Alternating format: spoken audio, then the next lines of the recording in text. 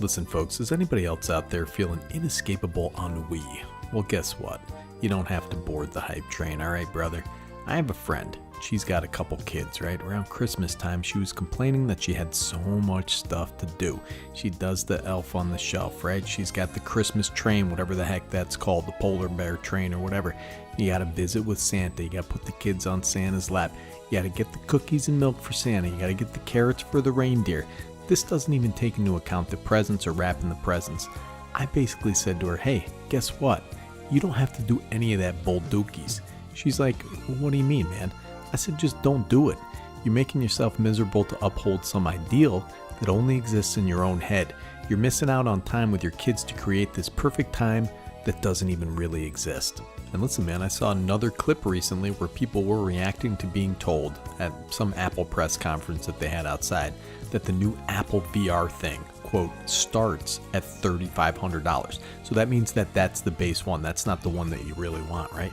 Everybody in the audience, like there was just this collective groan.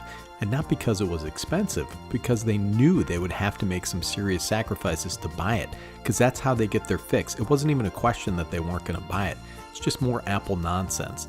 Listen, any one of them could have just said, no thanks, too expensive.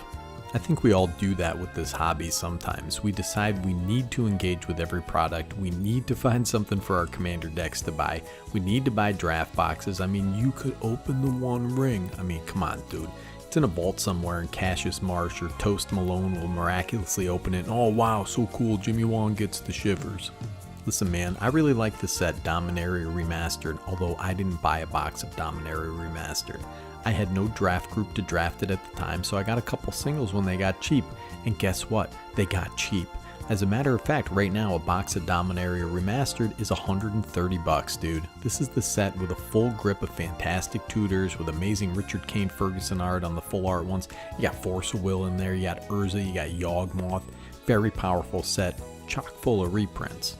Alright, let's stop taking a look at spoilers for 1 second. Just put your spoilers down. Let's take a look backwards, right? Which is where we should be looking in this hobby sometimes.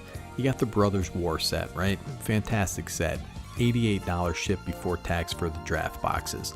That was a banger set, dude. Very fun to draft. You got a bunch of awesome cards in there. Then you got Dominaria United right before that. That also had some amazing cards. And the big chase mythic is Sheoldred the Apocalypse, right? That thing is like $60 or so. There's this idea that if you buy a box, you'll be like, oh, I'm going to buy a box of Dominaria United. I'll open a Sheoldred. You're not going to get all good cards. Honestly, it's probably better off just proxying Sheoldred for a couple bucks and calling it a day. For the price of a collector's box of The Lord of the Rings, you could get a light play revised Wheel of Fortune. Come on, dude. Don't FOMO. If you really want Lord of the Rings for draft, wait till the hype dies down. It's like $350 for a collector's box. You're not going to open that amount of value out of that thing, dude. Trust me. Take a look at the spoilers. For me, the hype was extinguished like the flame on the head of a Sauron as soon as the previews started rolling in earnest. I mean, for whatever reason, man, even though I want to be hyped for Lord of the Rings, I'm not. Maybe it's something within me. Maybe it's the fact that they so completely decoupled the set from the characters and imagery that was established by the movies and books that I don't have any personal connection to it. I'm a fan of the Lord of the Rings stuff. This just doesn't look like Lord of the Rings. There are 4 versions of Sauron, right? 4 versions of Gandalf. 4 versions of Saruman. I think there's actually only 2 versions of Saruman. I'm exaggerating to make a point, dude. But these are the characters I like from the books and the movies, but they just aren't doing anything for me for some reason.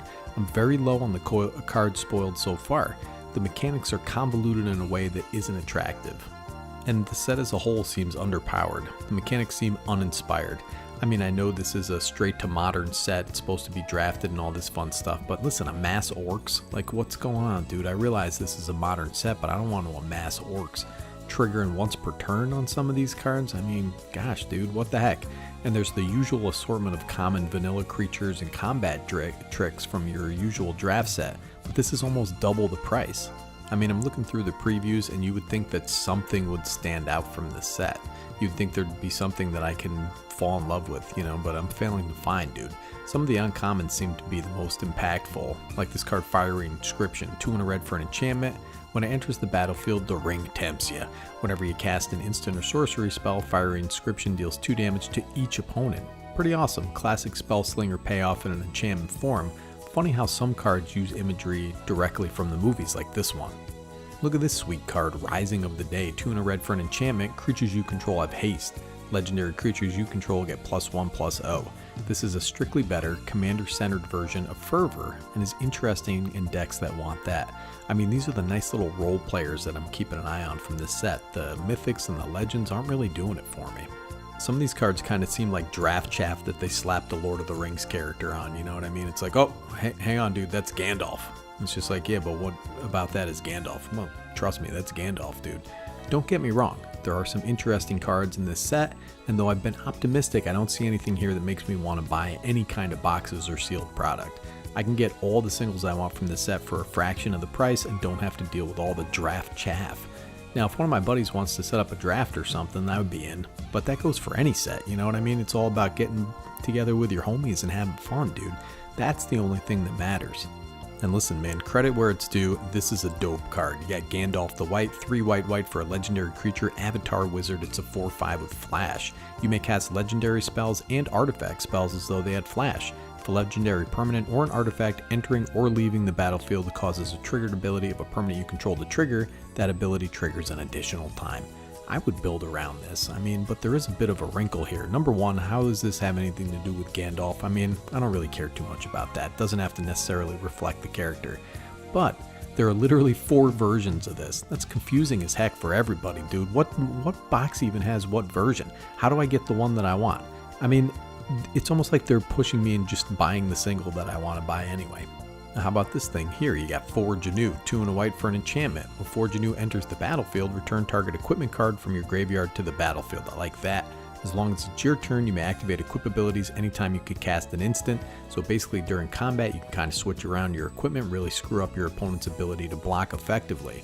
And it has you may pay 0 rather than pay the equip cost of the first equip ability you activate during each of your turns. This has some sweet flavor, dude, and it's a sweet role player in equipment decks. I like this a lot. I mean, but this card's gonna be a couple bucks. Yeah, so listen, man, if you're feeling the FOMO right now, just take a breath. Don't engage. Measure your desire to engage against all the other things you got going on in your life, dude. Take a look at your finances, right? If you're drafting with buddies, or if this set is really your jam, or you want to go to a Friday Night Magic and they're drafting this, hey, listen, I'm not here to judge you. You know what I mean? Go nuts, dude. What you do in the privacy of your own bedroom is your own business. You know what I'm saying? It's United States, dude. Unless you're in Texas, in which case they'll just shoot you.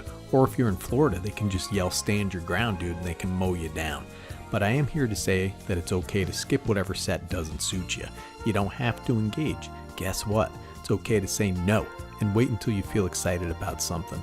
Mark my words, dude, the price will die down 6 months after 3 new products are released, including Money Commander Masters, and somebody finds the one ring. You know what I'm saying? Just take it easy, man. Just be like this guy. Get a smile on your face. It's all good, dude. If you don't have lips, who cares? You don't need lips. If you don't like this set, you don't have to justify it to me, dude. Just stick your money in a high-yield investment, high-yield savings account or something. I don't even know what that is. That's what I'm going to do. I'll still be here cherry picking some cards to build decks around. You know what I mean? I'm still going to do deck techs on the interesting things. And I'm going to be watching to see how this set performs and how the cards perform in Commander, because that's how I engage with this nonsense. I am really curious what other people are feeling after the spoilers have rolled out. Are you guys disappointed? Is this energizing anyone out there? If this is your jam, let me know in the comments. And I love you. Alright? Sneaky G from Better Commander signing off.